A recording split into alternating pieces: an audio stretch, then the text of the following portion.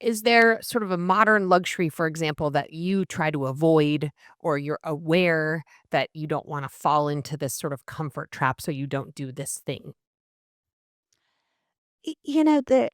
There are multiple, and I think, if I had to pick one that I think is probably taking away from our health and vitality more than any other, it is this inclination to be sedentary for prolonged amounts of time, which I know you are very familiar Here, with. here.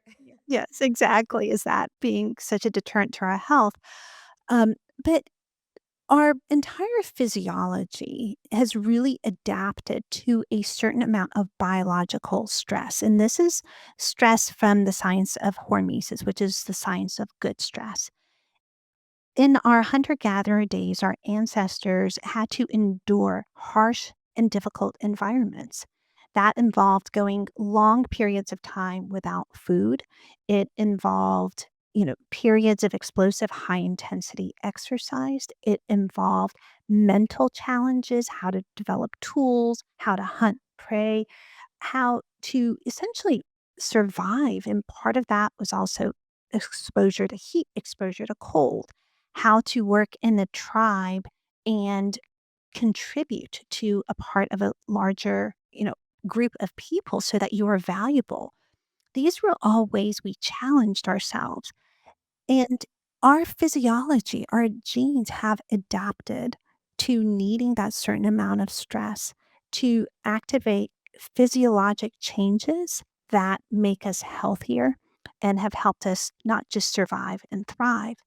And over the last 200 years, largely since the Industrial Revolution, so a little bit longer, we have gradually removed these stressors from the fabric of our lives.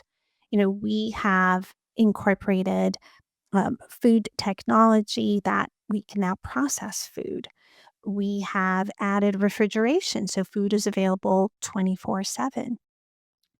We have now all kinds of, tools that make, the need for movement less in our lives. We don't even have to challenge ourselves mentally. We are increasingly getting chat GPT.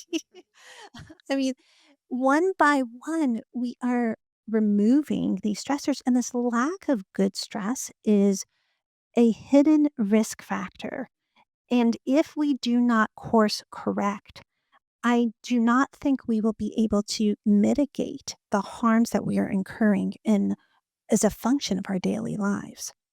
You, I hear this and devil's advocate because I want to, you work with the whole spectrum of families, individuals, and there are chronic stressors, some socioeconomic, being poor, being a person of color in this country, right? Just the institutionalized poverty. There's a lot of those things which we know have huge epigenetic. I mean, they affect your genome, they affect how you what you're passing on to your children, the stress state.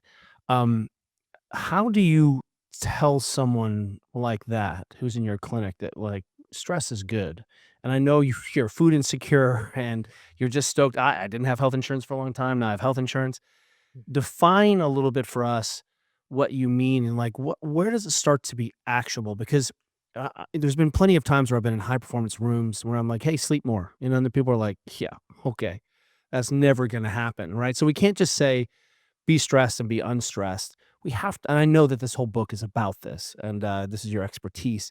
But walk us through sort of understanding the framework for someone thinking differently about stress, because I do like this shift in like, hey, what doesn't kill me is going to make me stronger.